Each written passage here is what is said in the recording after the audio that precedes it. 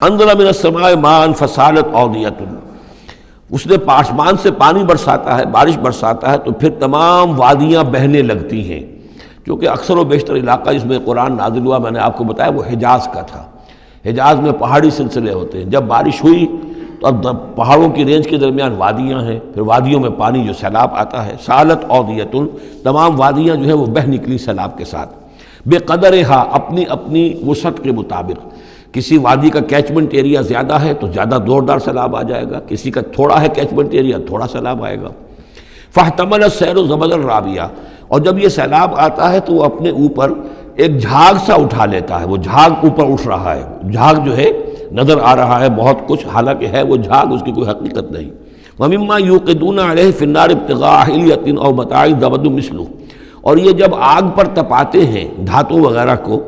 کہ وہ زیور بنانے کے لیے یا کوئی اور ساز و سامان بنانے کے لیے، تو جب آگ کے اوپر ان کو تپایا جاتا ہے تو وہاں بھی اس کے اوپر بھی جھاگ پیدا ہو جاتا ہے اسی طریقے کا۔ کذالک یضرب اللہ الحق والباطل، اسی طرح اللہ تعالیٰ حق و باطل کو ٹکراتا ہے۔ اس کے دو ترجمے کیے گئے ہیں، اس طرح اللہ تعالیٰ حق و باطل کو ٹکراتا ہے، یا اسی طرح اللہ تعالیٰ حق اور باطل کی مثال بیان کرتا ہے۔ فَأَمَّا الزَّبَدُ فَيَذْهَبُ جُفَاءً، تو یہ جو اوپر کا ہوتا ہے جھاگ وہ تو پھر خشک ہو جاتا ہے، ختم ہو جاتا ہے، اس کی کوئی حقیقت نہیں ہوتی۔ وَأَمَّا مَا يَنْفَعُ النَّاسَ فَيَمْكُثُ فِي الْأَرْضِ، اور جو شے لوگوں کے لیے مفید ہوتی ہے، پانی مفید ہے جو نیچے ہے نظر نہیں آ رہا، اوپر جھاگ نظر آ رہا ہے، نیچے پانی ہے، مفید شے تو پانی ہے، وہ زمین میں جذب ہو جاتی ہے، وہ ٹک جاتی ہے۔ اسی طریقے سے جو اوپر جھاگ آ گیا کوٹھالی کے اندر، وہ جھاگ تو ضائع ہو جائے گا، وہ میل کچیل ہے، جو اصل سونا ہے وہ نیچے ہے۔ وَأَمَّا مَا يَنْفَعُ النَّاسَ فَيَمْكُثُ فِي الْأَرْضِ كَذَلِكَ يَضْرِبُ اللَّهُ الْأَمْثَالَ، اسی طرح اللہ تعالیٰ مثالیں بیان کرتا ہے۔ یہ مقام اس اعتبار سے بہت اہم ہے کہ اس میں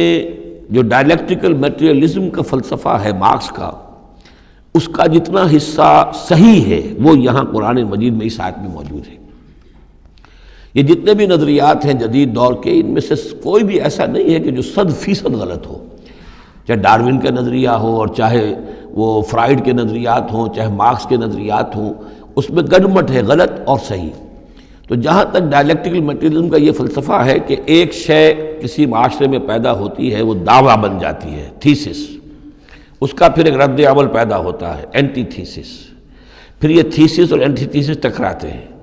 ان کے ٹکرانے سے پھر ایک نئی شکل پیدا ہوتی ہے، وہ اب سنتھسس ہے، ایک بہتر شکل وجود میں آ جائے گی۔ لیکن یہ سنتھسس بھی کامل نہیں ہے، اس کے اندر بھی کوئی نقص ہے، لہذا پھر اب یہ سنتھسس بن جائے گا، اس کے ہی کوکھ سے ایک اینٹی تھیسس جو پھر جنم لے لے گا، پھر یہ سنتھسس اینٹی تھیسس ٹکرائیں گے، پھر سنتھسس ہوگا، اس طرح درجہ بدرجہ چیز جو ہے آگے بڑھتی جا رہی ہے۔ اس تصادم میں جو شے لوگوں کے لیے، انسانوں کے لیے مفید ہوتی ہے وہ باقی رہتی ہے، اور جو شے مفید نہیں ہوتی وہ ختم ہو جاتی ہے۔ یہ پوری تھیوری ہے، لیکن چونکہ اس میں سارا معاملہ ہے مادے کا،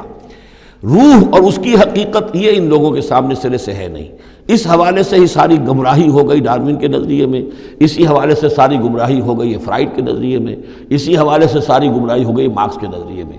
لیکن یہاں بھی دیکھیے، جیسے کہ سورہ انبیاء کی آیت نمبر 18 میں آیا ہے،